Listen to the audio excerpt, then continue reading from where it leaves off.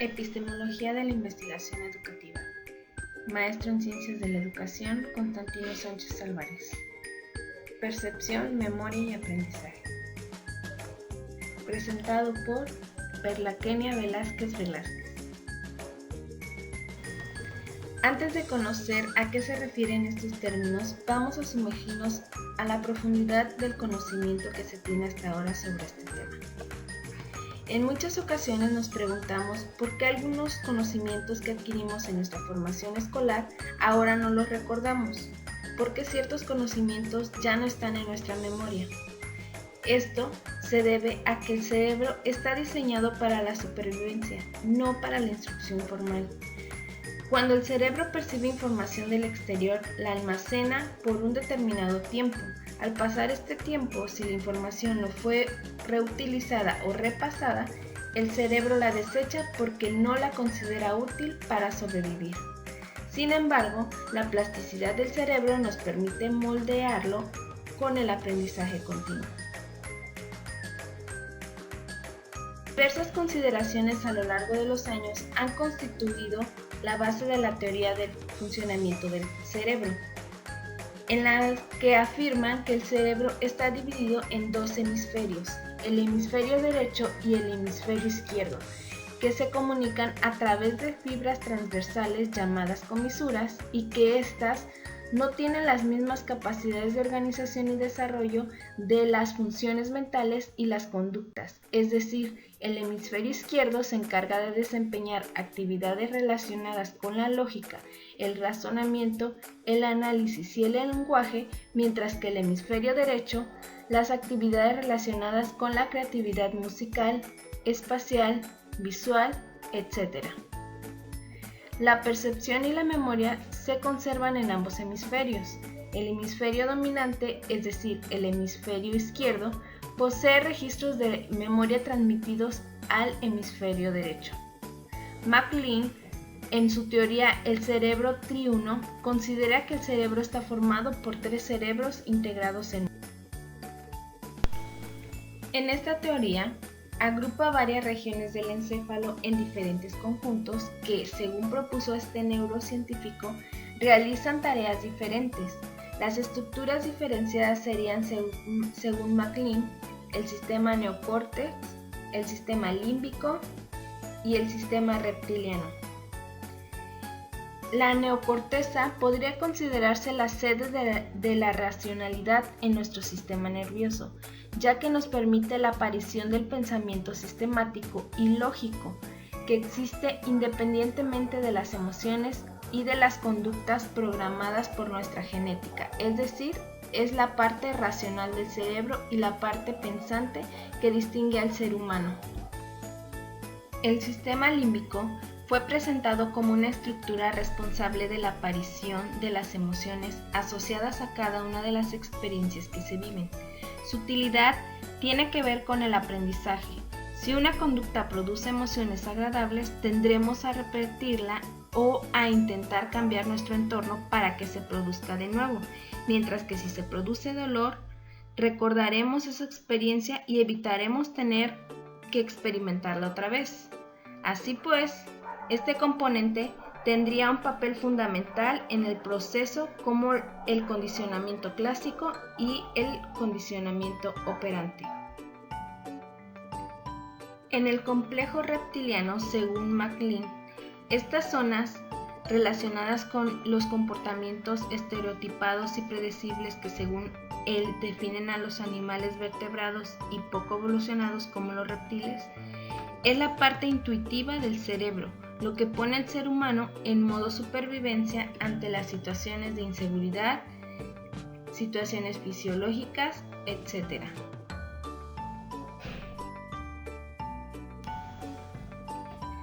Procesos de percepción, memoria y aprendizaje. La percepción es un proceso psicológico mediante el cual la conciencia integra los estímulos sensoriales sobre objetos, hechos o situaciones y los transforma en experiencia útil. El ser humano percibe lo que sucede a su alrededor a través de los sentidos. Esta información la procesa y la interpreta de acuerdo a su perspectiva, nivel de formación educativa y contexto temporal y espacial. Cada individuo es diferente y único, por tanto no tenemos la misma percepción de lo que ocurre en nuestro alrededor. Por ejemplo, un niño de bajos recursos económicos que se encuentra una moneda no la percibe de la misma forma que un niño que presenta mayores posibilidades económicas.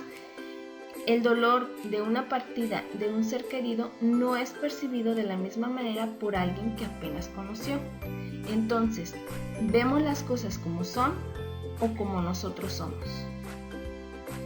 Algunas de las leyes que regulan la percepción son la ley de Gestalt, la ley de la simplicidad, la ley de la pregnancia, la ley de la proximidad, la ley de la semejanza, la ley del contraste y la ley de la continuidad.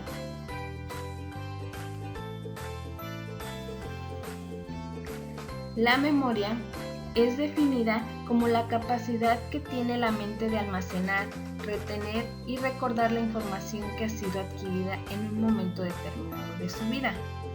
La memoria humana tiene una estructura compleja. Es un proceso que se produce en diversos lugares del cerebro, ya que para memorizar intervienen diversas funciones como la identificación visual, la auditiva, la clasificación de aquello que vemos, etc. El proceso de memorización está conformado por tres componentes: la memoria sensorial, la memoria a corto plazo y la memoria a largo plazo.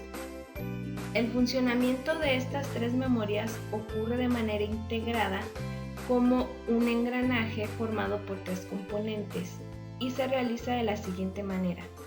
Los órganos de los sentidos captan la información o estímulos del exterior en fracciones de segundos y esta es retenida por la memoria sensorial, que a su vez la analiza y discrimina de manera casi automática e inconsciente, desechando la información que considera irrelevante y captando la relevante, de acuerdo al nivel de impresión recibida o importancia que se le conceda. La información que se considere de interés es retenida y transferida a la memoria a corto plazo, en la cual se retiene y a su vez la información es analizada por el ser consciente de acuerdo a su interés e importancia que le conceda, la valora para esforzarse en retenerla y luego relacionarla con otras informaciones o desecharla. Se activa así el tercer sistema o memoria a largo plazo, en la cual la información se conserva por horas, días, meses o toda la vida de acuerdo a su relevancia. Se desarrolla así un proceso continuo y dialéctico de recuperación, enriqueciendo la interrelación de información, funcionando los tres elementos de manera constante e interrelacionada. Existen dos tipos de memoria a largo plazo: la memoria declarativa, lo que se sabe, y la memoria procedimental, que es lo que se sabe hacer. El aprendizaje. Esta es una de las funciones mentales más importantes en los seres humanos, animales y sistemas artificiales. Este proceso puede ser analizado desde distintas perspectivas, por lo que existen distintas teorías de aprendizaje. Las más comunes son las teorías conductistas de Pavlov y Skinner, las teorías cognitivas, en las que Ausubel, Brunner, Piaget y Vygotsky realizaron grandes aportes que hoy en día seguimos tomando en cuenta. Cita diversos tipos de aprendizaje, entre los que destaca explicaré solo algunos. El aprendizaje repetitivo se produce cuando el alumno memoriza contenidos sin comprenderlos o relacionarlos con sus conocimientos previos. Generalmente no encuentra un significado de los contenidos. El aprendizaje significativo es uno de los aprendizajes más enriquecedores. Se caracteriza por la recolección de información, la selección, organización y el establecimiento de relaciones de ciertos conceptos nuevos con otros anteriores como una forma de asociación. El aprendizaje observacional. Este tipo de aprendizaje se da al observar el comportamiento de otra persona y se le llama modelo. El aprendizaje cooperativo. Este tipo de aprendizaje permite aprender de forma cooperativa, apoyándose tanto en su conocimiento como en el de los demás. Se genera en grupos de no más de 5 personas que toman diferentes roles y funciones. El aprendizaje colaborativo. Este es similar al anterior, con la diferencia del grado de libertad que tienen los aprendices en el proceso. El aprendizaje colaborativo se selecciona un tema a cargo de una persona y los demás eligen su propia metodología. El aprendizaje emocional. Este permite gestionar las emociones de manera eficiente en el proceso de aprendizaje. Esta forma aporta grandes beneficios porque genera bienestar en ellos y mejora la relación con los demás. También podemos encontrar autores que consideran otros tipos de aprendizajes, tales como el aprendizaje implícito, el aprendizaje explicativo, el aprendizaje receptivo, el aprendizaje asociativo, el aprendizaje por descubrimiento y el aprendizaje experimental. Dentro del mundo del aprendizaje también encontramos estilos de aprendizaje, que se refieren al hecho de que cuando una persona quiere aprender algo, lo aprende utilizando su propio método o conjunto de estrategias. Esto haciendo referencia a que todos los individuos son especialmente diferentes, por tanto, no aprenden de la misma manera, aunque se les imparta el mismo tema al mismo tiempo y en el mismo nivel. Los estilos de aprendizaje los encontramos agrupados en aprendizaje kinestésico, aprendizaje auditivo y aprendizaje visual.